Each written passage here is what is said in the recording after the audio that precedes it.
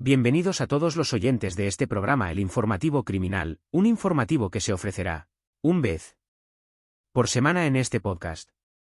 Hoy nos adentramos en las profundidades de una realidad que, aunque a veces parece invisible, teje sus hilos bajo la superficie de nuestra sociedad, afectando desde la economía global hasta la seguridad de nuestros barrios más tranquilos.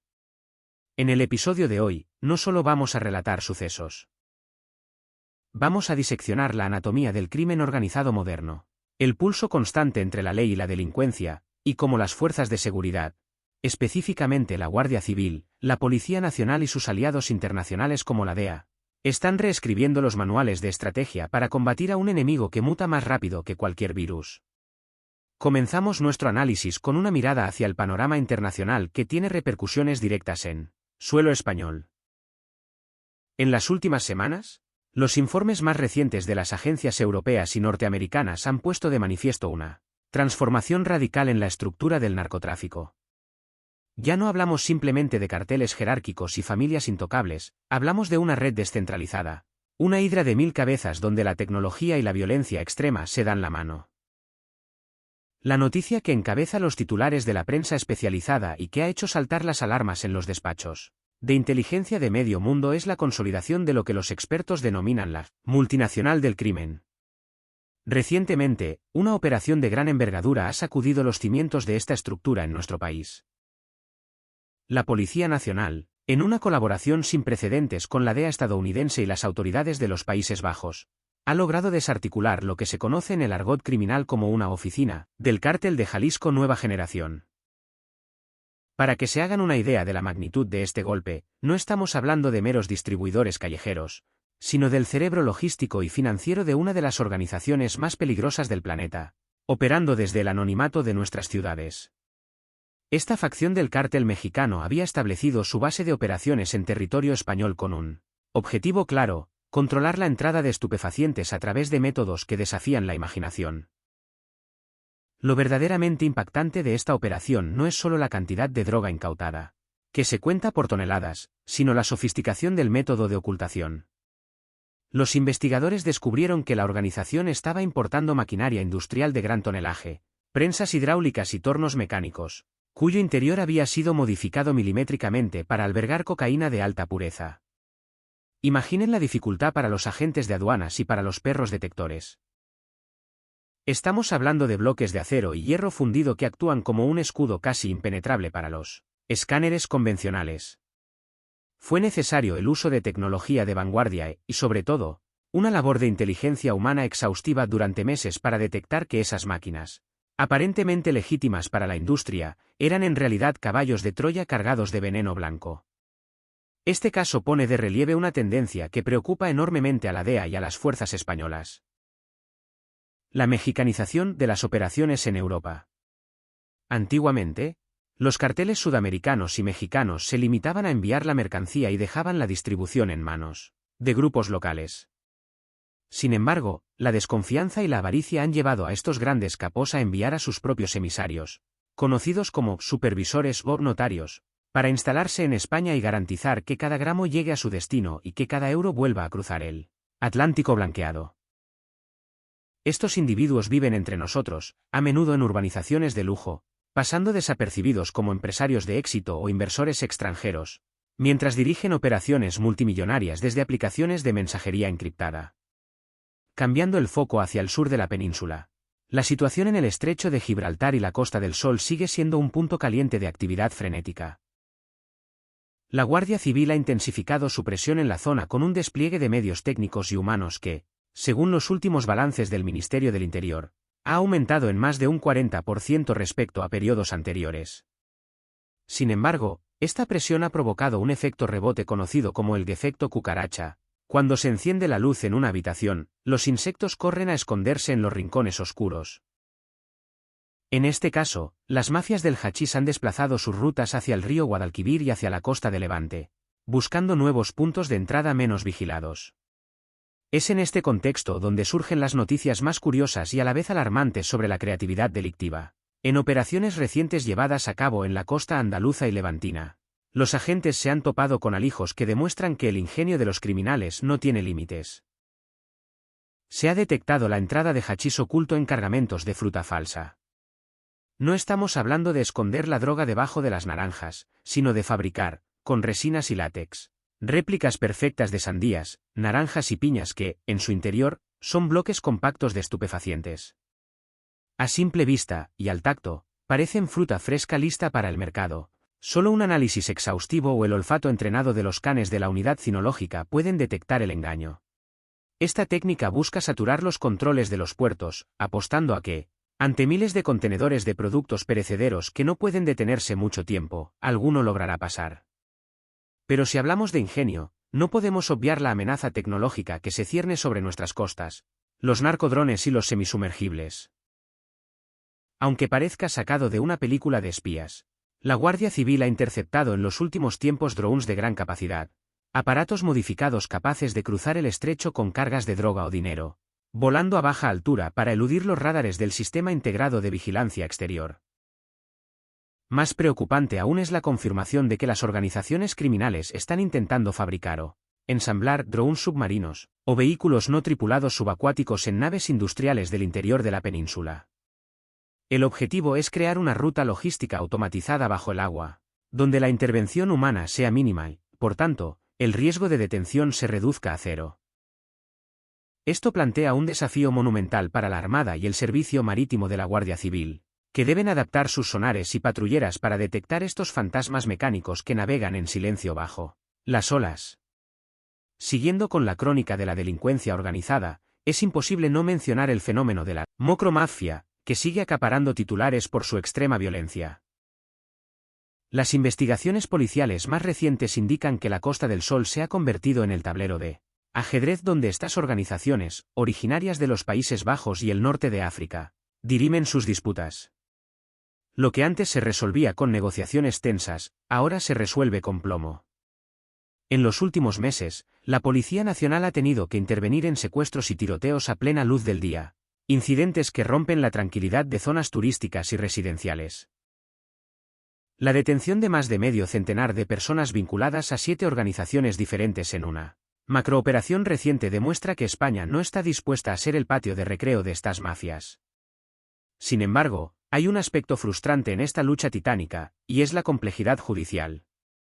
Recientemente, la opinión pública se vio conmocionada por la noticia de la fuga de un líder prominente de la macromafia, un individuo que incluso había amenazado a la realeza europea.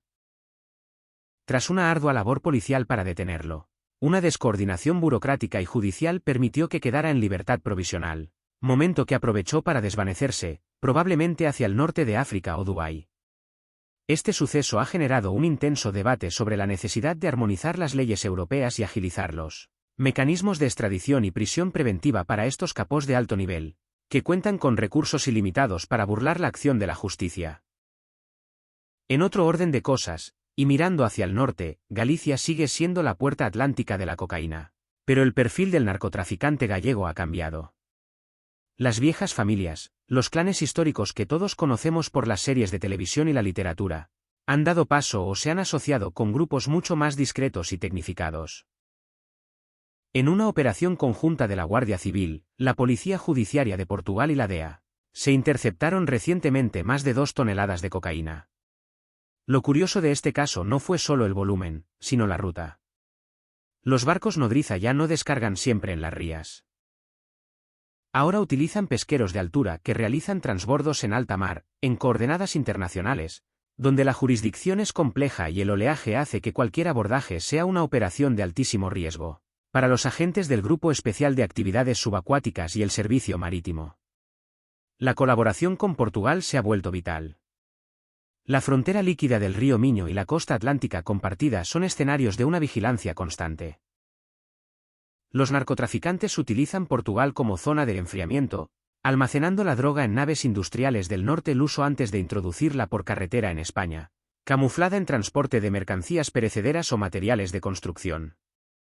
Los controles en la frontera, aunque invisibles para el ciudadano común gracias al espacio Schengen, son intensos y selectivos gracias a la inteligencia compartida entre ambos países. Pero no todos son grandes alijos y operaciones espectaculares en alta mar. Hay una amenaza silenciosa que se cuela en las fiestas y en los locales de ocio de nuestras ciudades, Una amenaza química que preocupa profundamente a las autoridades sanitarias y policiales. Las drogas sintéticas. El último informe europeo sobre drogas alerta sobre la irrupción brutal de las catinonas sintéticas y los nitacenos. Estas sustancias, fabricadas en laboratorios clandestinos que pueden montarse en cualquier cocina o garaje, son imitaciones químicas de la cocaína y la heroína, pero con una potencia y una toxicidad infinitamente superiores. La Policía Nacional ha desmantelado recientemente laboratorios en zonas urbanas de Madrid y Toledo donde se cocinaba lo que popularmente se conoce como tusi o cocaína rosa. Sin embargo, los análisis de laboratorio revelan una verdad mucho más siniestra. La mayoría de las veces, este polvo rosa no contiene ni cocaína ni la sustancia psicodélica 2,4-B original, sino una mezcla peligrosa de ketamina, MDMA y cafeína, teñida con colorante alimentario y aromatizada con fresa. Es una estafa farmacológica letal. Los traficantes están vendiendo, a precio de oro y como producto de lujo, un cóctel residual que es una bomba de relojería para el sistema nervioso de los consumidores. La lucha aquí no es solo policial, es científica. Los laboratorios forenses trabajan a contrarreloj para identificar nuevas moléculas que los químicos del crimen sintetizan cada semana para eludir las listas de sustancias prohibidas. Además, el informe destaca el peligro de los nitacenos, opioides sintéticos que son, en ocasiones, más potentes que el fentanilo. Aunque en España la crisis de los opioides no ha alcanzado las cotas dramáticas de Estados Unidos, las fuerzas de seguridad están en máxima alerta.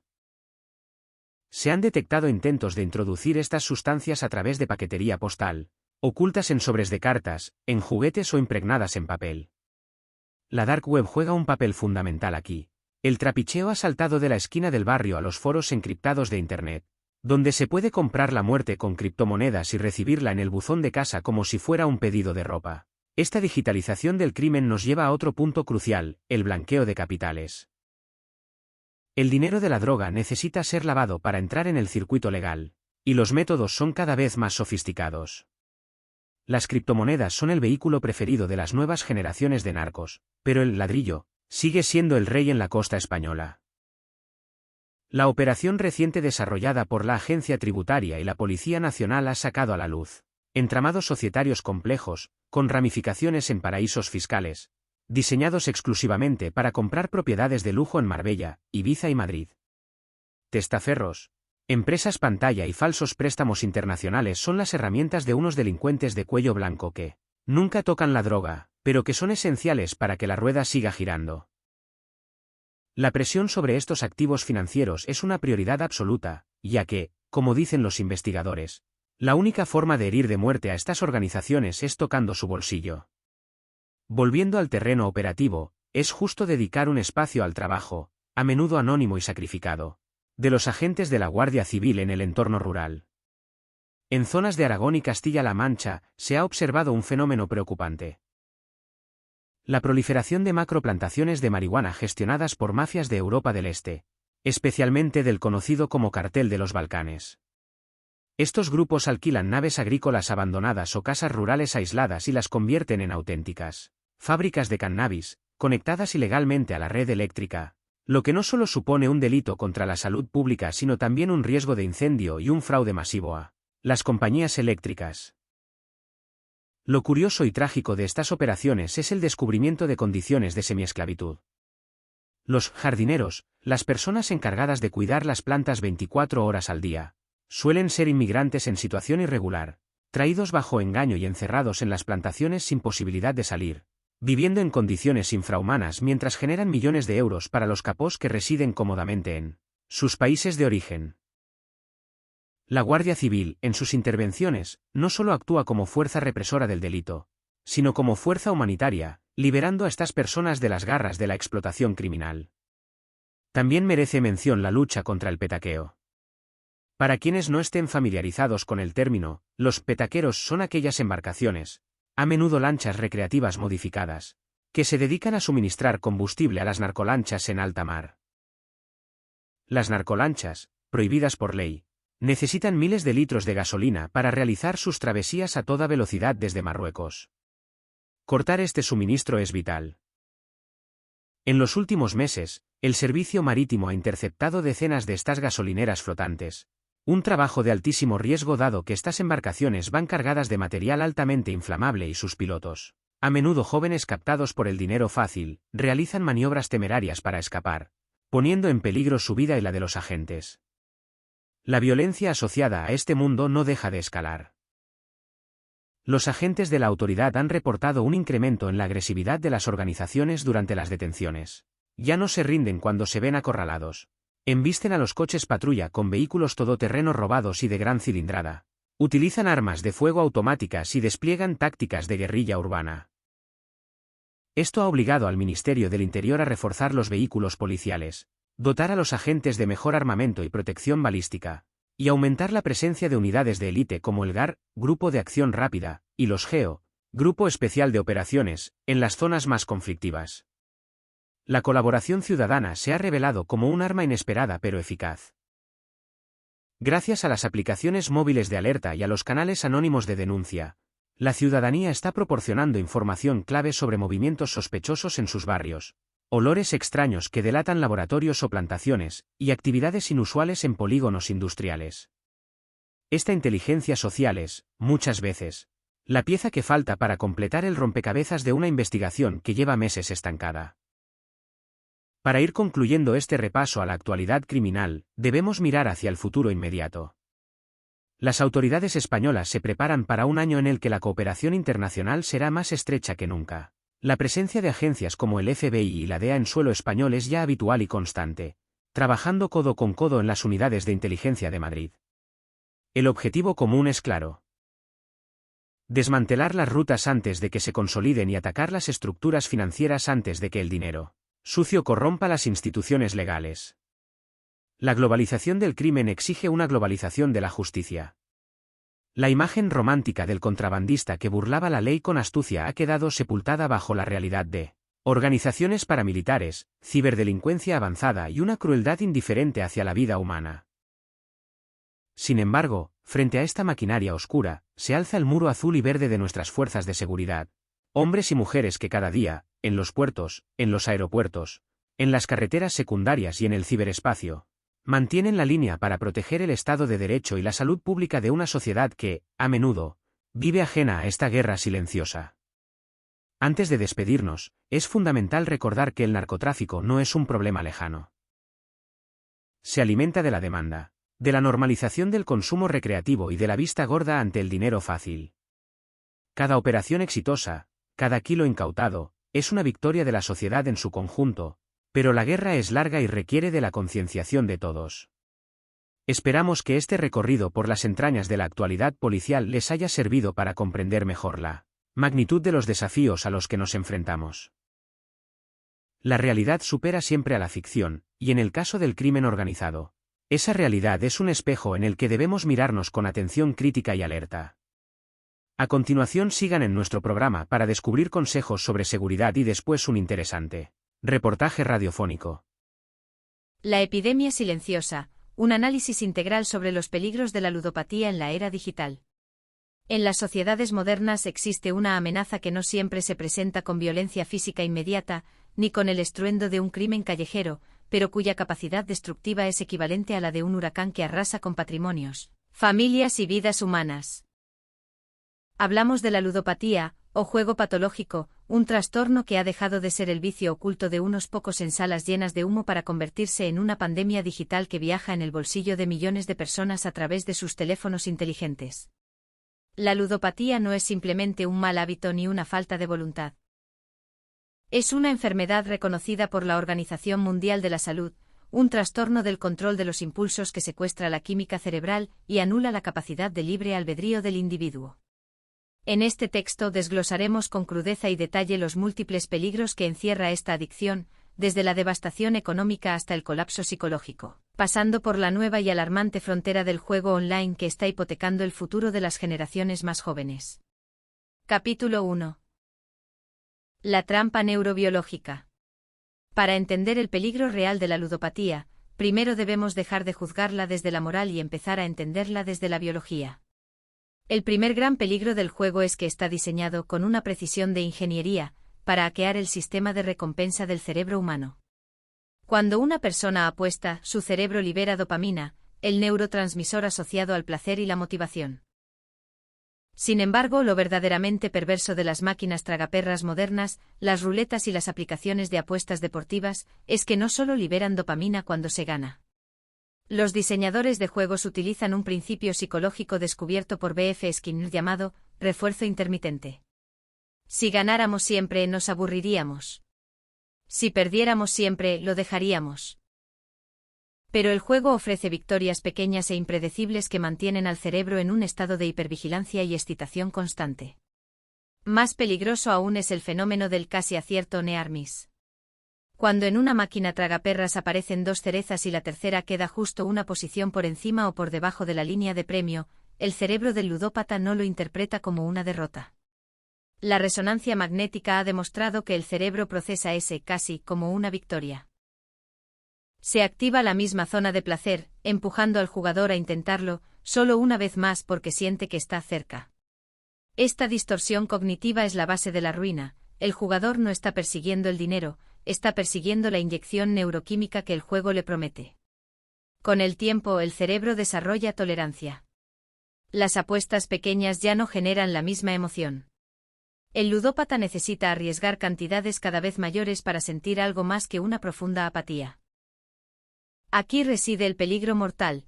La búsqueda de esa sensación lleva a cruzar líneas rojas financieras y morales que en estado sobrio, la persona jamás cruzaría. El cerebro adicto prioriza el juego sobre la comida, el sueño, el amor y la supervivencia básica. Capítulo 2. La devastación económica y patrimonial. El impacto más visible y rápido de la ludopatía es la destrucción de la economía personal y familiar. A diferencia de otras adicciones donde el gasto es constante pero relativamente lineal como el alcohol o el tabaco, en el juego el gasto es exponencial y potencialmente infinito. En una sola noche de descontrol con el póker online o las apuestas de alto riesgo, una persona puede perder los ahorros de toda una vida, la vivienda familiar y el patrimonio futuro. El peligro económico se desarrolla en fases cada vez más asfixiantes. 1. La fase de ganancia. El jugador suele empezar con una racha de suerte o una gran victoria inicial. Esto es fatal, pues cimenta la creencia de que tiene un don o un sistema infalible. El dinero ganado se ve no como suerte sino como talento. 2. La fase de pérdida. La estadística es implacable, la casa siempre gana. El jugador empieza a perder y, en lugar de retirarse, intenta recuperar. Este es el concepto más peligroso en la mente del ludópata. La idea de que la siguiente apuesta solucionará el agujero de la anterior. Se empieza a gastar el dinero destinado a facturas, hipoteca o alimentación. 3. La fase de desesperación. Cuando los recursos propios se agotan, comienza la búsqueda de financiación externa. Aquí es donde la ludopatía abre la puerta a otros mundos oscuros. Se piden préstamos rápidos con intereses abusivos, usura. Se miente a familiares para pedir dinero prestado inventando urgencias falsas, y se venden objetos personales de valor sentimental incalculable. En esta etapa, el peligro trasciende al individuo y golpea a su entorno. Padres que ven cómo sus cuentas de jubilación son vaciadas por hijos adictos, parejas que descubren, de un día para otro, que su casa ha sido embargada o que tienen deudas de cientos de miles de euros a sus espaldas. Se produce lo que los expertos llaman violencia económica, donde el ludópata, en su desesperación, despoja a sus seres queridos de su seguridad material, condenando a familias enteras a la precariedad y la exclusión social. Capítulo 3. El nexo con la criminalidad. Siguiendo la línea del informativo criminal, es crucial destacar cómo la ludopatía es, a menudo, la antesala de la delincuencia. Cuando se cierran todas las puertas legales de financiación, bancos, familiares, amigos, y la necesidad compulsiva de jugar persiste, el ludópata de buena fe puede transformarse en un delincuente por necesidad. Las estadísticas policiales y judiciales están repletas de casos de apropiación indebida, estafas y hurtos cometidos por personas sin antecedentes penales previos, motivados exclusivamente por la deuda del juego. Empleados de banca que desvían fondos de clientes, administrativos que falsifican contabilidad en sus empresas, o familiares que roban joyas en su propia casa. No es codicia en el sentido tradicional, es pánico. Es el intento desesperado de tapar un agujero antes de que se descubra, lo que invariablemente lleva a cavar uno más grande. Además, el ludópata es una presa fácil para el crimen organizado. Los prestamistas ilegales merodean los entornos de juego físicos y virtuales, ofreciendo dinero rápido a quienes ya no tienen crédito bancario. Aceptar este dinero es firmar una sentencia de terror. Las deudas con estos grupos se cobran con extorsión, amenazas y violencia física. El jugador, atrapado entre la adicción y el miedo a los matones, se convierte en un títere, a veces obligado a cometer delitos, transportar droga, blanquear dinero o ceder sus cuentas bancarias para saldar su deuda. La ludopatía se convierte así en un vector de reclutamiento para las redes delincuenciales. Capítulo 4. La salud mental y el riesgo de suicidio. Si la ruina económica es visible, la ruina psicológica es una herida interna que a menudo sangra en silencio hasta que es demasiado tarde. La ludopatía tiene la tasa de suicidio más alta de todas las adicciones. Se estima que el riesgo de intento de suicidio en ludópatas es multiplicar varias veces el de la población general. El ciclo emocional del jugador es devastador. La euforia de la ganancia es efímera, pero la culpa, la vergüenza y el autodesprecio tras la pérdida son constantes y corrosivos. El ludópata vive en una mentira perpetua, construyendo una doble vida para ocultar su adicción. Este esfuerzo constante por mantener la fachada genera niveles de ansiedad y estrés crónico insoportables. El aislamiento social es otro peligro fundamental. El jugador se aleja de amigos y familiares para evitar ser juzgado o descubierto, y para dedicar más tiempo al juego.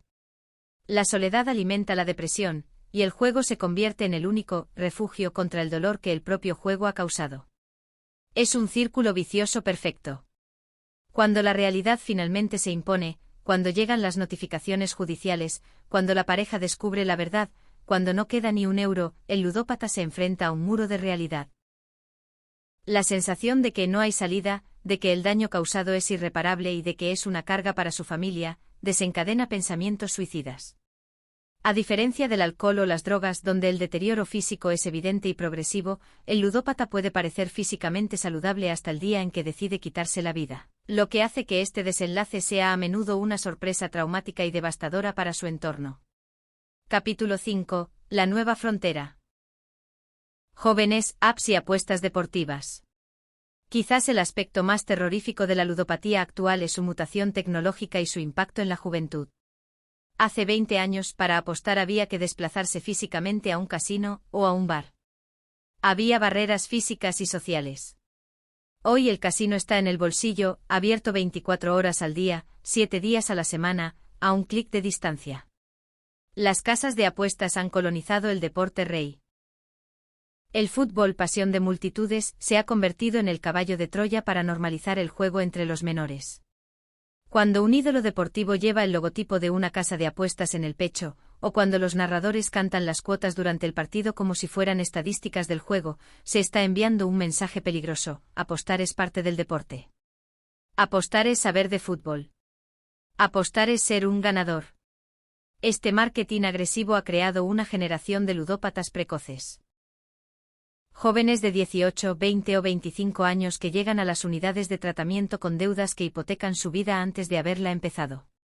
La inmediatez de las apuestas live en directo es especialmente adictiva. Apostar a quién sacará el próximo córner o quién recibirá la próxima tarjeta amarilla convierte el partido en una tragaperras frenética de 90 minutos. Además, la frontera entre el videojuego y la apuesta se ha difuminado. Las cajas de botín, loot boxes. En videojuegos populares enseñan a los niños los mecanismos de la apuesta desde la infancia. Pagar dinero real por una caja sorpresa cuyo contenido es aleatorio y a menudo, de poco valor, es, en esencia, una tragaperras sin regulación estricta. Estamos entrenando los cerebros de los niños para buscar la recompensa aleatoria pagada, creando el caldo de cultivo perfecto para la ludopatía adulta. Los tipsters o gurús de las apuestas en redes sociales son otro peligro añadido. Venden una imagen de éxito, lujo y dinero fácil, asegurando tener información privilegiada o métodos infalibles. Son, en su inmensa mayoría, estafadores o afiliados de las propias casas de apuestas que ganan dinero cuando sus seguidores pierden. Atrapan a jóvenes vulnerables con la promesa de independencia financiera rápida, llevándolos directamente al matadero. Capítulo 6. El impacto en el entorno laboral y social. La ludopatía no se queda en casa, acompaña al adicto al trabajo. La pérdida de productividad es inmensa. El empleado ludópata está presente físicamente pero ausente mentalmente, obsesionado con dónde conseguir dinero o comprobando resultados en su móvil compulsivamente. El estrés y la falta de sueño provocan errores, accidentes laborales y absentismo. En puestos de responsabilidad, el peligro se multiplica. Imaginemos a un cirujano, un controlador aéreo o un conductor de autobús operando bajo el síndrome de abstinencia del juego o tras noches sin dormir por la ansiedad de las deudas. El riesgo para terceros es real. Además, como mencionamos antes, el entorno laboral suele ser el primer lugar donde se cometen delitos financieros para costear la adicción, destruyendo la confianza y la reputación profesional de por vida. A nivel social, la ludopatía erosiona la confianza, que es el pegamento de cualquier comunidad. Cuando se descubre que un amigo, un socio o un familiar ha estado mintiendo y robando durante años, la traición duele más que la pérdida económica. La recuperación de la confianza es un camino mucho más largo y arduo que la recuperación financiera. Capítulo 7. La falacia del control y la inteligencia artificial. Las empresas de juego modernas no confían en el azar. Confían en el Big Data y la inteligencia artificial. Este es un peligro oculto y asimétrico. Las plataformas de juego online recopilan miles de datos sobre el comportamiento de cada usuario, a qué hora juegan, cuánto tiempo tardan en decidir, qué tipo de derrotas les hacen retirarse y cuáles les hacen seguir jugando. Con estos datos, los algoritmos personalizan la experiencia para maximizar la adicción. Si el sistema detecta que un jugador está a punto de abandonar por frustración, puede ofrecerle un bono de fidelidad o facilitar una pequeña victoria para volver a engancharlo. Si detecta que es un jugador impulsivo, le bombardeará con notificaciones en sus momentos de mayor vulnerabilidad. El jugador cree que lucha contra la suerte, pero está luchando contra una supercomputadora diseñada para vaciarle los bolsillos con la máxima eficiencia posible. La publicidad programática persigue al ludópata por todo Internet, recordándole las cuotas, los premios y las oportunidades perdidas, haciendo que la abstinencia sea una lucha titánica en un mundo hiperconectado. Incluso aquellos que intentan dejarlo y se inscriben en registros de autoexclusión, se encuentran a veces asediados por correos de casinos ilegales o con licencias en paraísos fiscales que no respetan las normativas nacionales. Conclusión: un llamado a la acción y la esperanza. La ludopatía es una trampa mortal, un laberinto de espejos donde la salida siempre parece estar en la próxima apuesta, pero que en realidad solo conduce a una oscuridad más profunda. Los peligros son totales, biológicos, psicológicos, económicos, legales y sociales. Destruye la esencia de la persona, convirtiéndola en un esclavo de la incertidumbre. Sin embargo, es vital terminar este informe con un mensaje claro: la salida existe. La ludopatía es una enfermedad tratable. No se cura con fuerza de voluntad, sino con tratamiento profesional, terapia cognitivo-conductual y, a menudo, apoyo farmacológico. Las asociaciones de jugadores rehabilitados son faros de esperanza donde miles de personas han logrado reconstruir sus vidas desde las cenizas. Como sociedad, tenemos la responsabilidad de dejar de mirar hacia otro lado. Debemos exigir regulaciones más estrictas sobre la publicidad del juego, proteger a nuestros menores de la exposición temprana a las mecánicas de apuesta y, sobre todo, eliminar el estigma que impide a tantos pedir ayuda. El juego no es un juego cuando se pierde la libertad de dejar de jugar.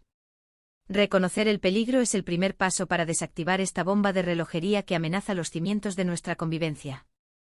No apostemos nuestro futuro. La única jugada ganadora contra la ludopatía es no empezar, o tener el inmenso valor de pedir ayuda para parar. Continuamos en esta edición especial del Informativo Criminal. Si antes hablábamos de cómo el crimen organizado se ha convertido en una multinacional descentralizada y cómo la ludopatía destruye el tejido social desde el silencio, ahora debemos girar la vista hacia el otro lado del Atlántico. Debemos enfocar nuestra lente en una nación que ha pasado de ser una de las democracias más ricas del continente a convertirse en el centro de gravedad de una de las tramas criminales más complejas y polémicas del siglo XXI. Hablamos de Venezuela. Para entender la realidad del narcotráfico en Venezuela hoy, debemos despojarnos de la idea tradicional de los carteles de la droga de los años 80 o 90. No estamos ante una organización criminal que lucha contra el Estado. Estamos ante un fenómeno mucho más inquietante y difícil de combatir: la simbiosis entre el crimen y las instituciones. Lo que los expertos en seguridad global y las agencias de inteligencia como la DEA denominan un narcoestado, donde las fronteras entre la ley y el delito no es que sean difusas, es que han dejado de existir. La posición geográfica de Venezuela es, paradójicamente, su mayor maldición. Con cientos de kilómetros de frontera porosa con Colombia, el mayor productor de cocaína del mundo, y una fachada caribeña que actúa como trampolín natural hacia Estados Unidos y Europa, el país estaba destinado a ser una ruta de tránsito. Sin embargo, en las últimas 2 décadas, la historia ha dado un giro copernicano. Venezuela dejó de ser simplemente un pasillo por donde pasaba la droga para convertirse en un almacén, un centro de operaciones, lo más grave, un santuario. El término cártel de los soles resuena con fuerza en todos los informes de inteligencia occidentales. A diferencia del cártel de Sinaloa o del Clan del Golfo, el cártel de los soles no tiene un único capo visible al estilo de Pablo Escobar.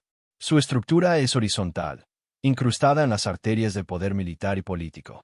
El nombre hace referencia a las insignias de sol que portan los generales de la Fuerza Armada Nacional Bolivariana en sus charreteras.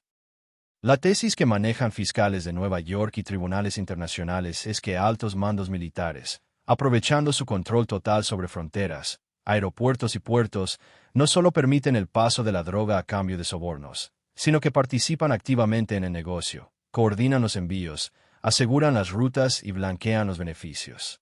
La transformación de la Fuerza Armada en un actor logístico de narcotráfico ha cambiado las reglas del juego en la región.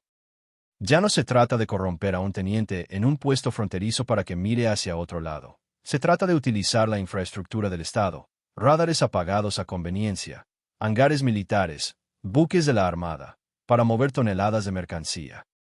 Los informes recientes señalan que las pistas de aterrizaje clandestinas en los estados fronterizos de Zulia y Apure se han multiplicado, operando a plena luz del día, a menudo, bajo la custodia de uniformados que deberían estar combatiéndolas.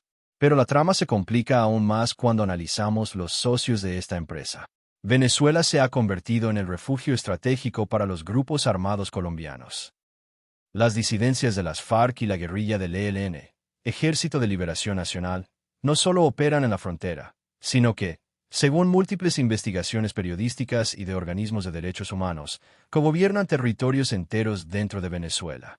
En zonas del arco minero y en la frontera occidental, estos grupos actúan como la autoridad de facto, imponiendo su ley, cobrando impuestos y, por supuesto, gestionando los laboratorios de procesamiento de cocaína y las rutas de salida. Esta alianza es puramente pragmática. El Estado venezolano, o facciones de él, delega el control territorial y el trabajo sucio en estos grupos irregulares, a cambio de un porcentaje de las ganancias y de una fuerza paramilitar que sirve como primera línea de defensa ante cualquier amenaza externa o interna. Es una externalización del crimen amparada por una retórica ideológica que hace años que se vació de contenido para llenarse de dólares y oro. Y hablando de oro, no podemos desligar el narcotráfico de la minería ilegal. En el sur del país, en el vasto y biodiverso estado Bolívar, se vive una fiebre del oro sangrienta. El arco minero del Orinoco se ha convertido en una lavadora gigante de dinero sucio. Las organizaciones criminales utilizan el oro para blanquear los dólares de narcotráfico, ya que el metal precioso es mucho más fácil de mover y vender en los mercados internacionales, sin dejar rastro digital. Aviones cargados de oro despegan hacia destinos en Oriente Medio y Europa, volviendo cargados de efectivo que financia tanto a las estructuras criminales como a la maquinaria política que las sustenta. En los últimos años, un nuevo actor ha surgido de las entrañas del sistema penitenciario venezolano para aterrorizar a todo el continente: el Tren de Aragua. Esta organización ha demostrado una capacidad de adaptación y expansión que ha dejado atónitas a las policías de Sudamérica y, recientemente, de Estados Unidos. Nacido en la cárcel de Tocorón, el Tren de Aragua aprovechó el éxodo masivo de millones de venezolanos que huían de la crisis humanitaria para camuflar a sus operativos entre los migrantes honestos y desesperados. El Tren de Aragua no se dedica exclusivamente al narcotráfico a gran escala, aunque participa en él. Su modelo de negocio es el crimen total: trata de personas, explotación sexual, extorsión, sicariato y microtráfico. Han establecido células en Colombia, Perú, Chile, Brasil y, según las últimas alertas del FBI, han comenzado a operar en ciudades norteamericanas como Nueva York y Chicago. Su modus operandi es de una violencia extrema, diseñada para enviar mensajes y asegurar el control territorial rápido en los barrios donde se asientan. Lo preocupante para las autoridades españolas y europeas es la detección de sus tentáculos intentando cruzar el Atlántico, buscando replicar su modelo en las ciudades europeas, aprovechando las redes de la diáspora. La situación en Venezuela también tiene un impacto directo en España. Nuestro país sigue siendo la principal puerta de entrada de la cocaína en Europa, y una parte muy significativa de esa droga parte de las costas venezolanas o de aviones que despegan de sus pistas clandestinas hacia África Occidental, para luego subir hacia el norte. La ruta del Paralelo 10, esa autopista marítima que cruza el Atlántico, está infestada de embarcaciones que, en muchas ocasiones, cuentan con logística y combustible suministrado desde puntos de la costa venezolana. Los servicios de inteligencia españoles, el CNI, junto con la UDICO de la Policía Nacional y la UCO de la Guardia Civil, mantienen una vigilancia constante sobre los flujos de capitales venezolanos en España, conscientes de que el ladrillo y el lujo en ciudades como Madrid pueden ser el destino final del dinero manchado de sangre y polvo blanco. El escenario político actual añade una capa de complejidad diplomática casi insalvable. Con sanciones internacionales, órdenes de captura emitidas por la justicia estadounidense contra la cúpula del poder en Caracas y una ruptura de relaciones diplomáticas intermitente con varios países clave, la cooperación judicial es un campo minado.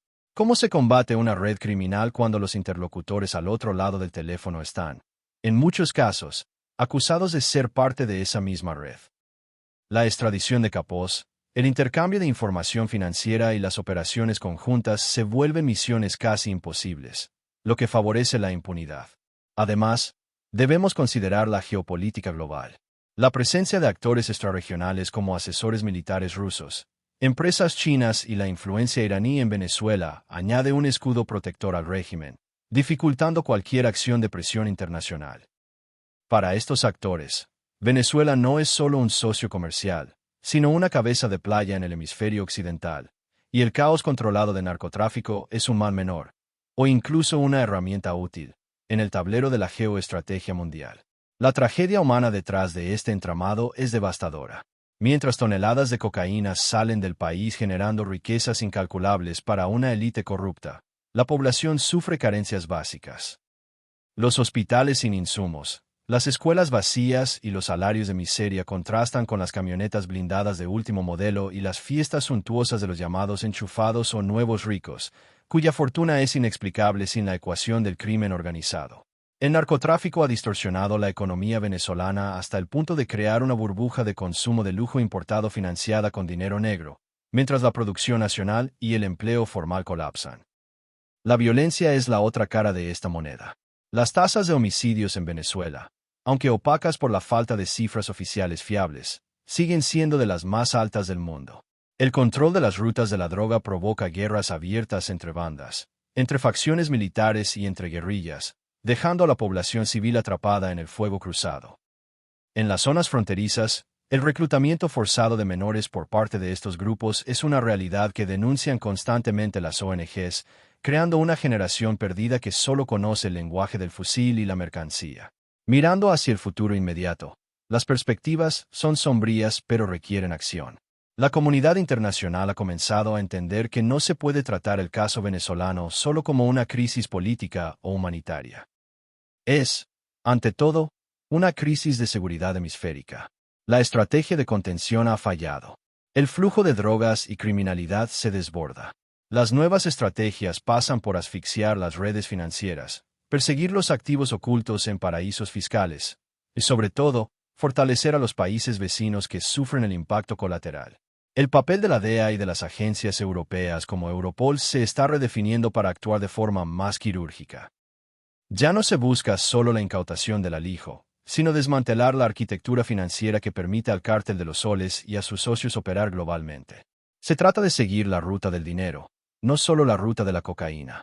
Identificar a los banqueros en la sombra, a los abogados que crean empresas fantasma en Delaware o en Luxemburgo, y a los testaferros que compran propiedades en la Milla de Oro de Madrid o en los rascacielos de Miami. En conclusión, el caso de Venezuela nos enseña una lección aterradora sobre la fragilidad de las instituciones. Nos muestra cómo un Estado, si se descuidan los controles democráticos y se permite que la corrupción haga metástasis, puede ser secuestrado por intereses criminales hasta volverse indistinguible de ellos. El narcotráfico no es un parásito que vive del Estado venezolano. Hoy por hoy, es una parte vital de su sistema circulatorio. Desmantelar esta estructura llevará décadas. No bastará con un cambio de gobierno o unas elecciones. Requerirá una reconstrucción total del sistema judicial, de las Fuerzas Armadas y de la ética pública.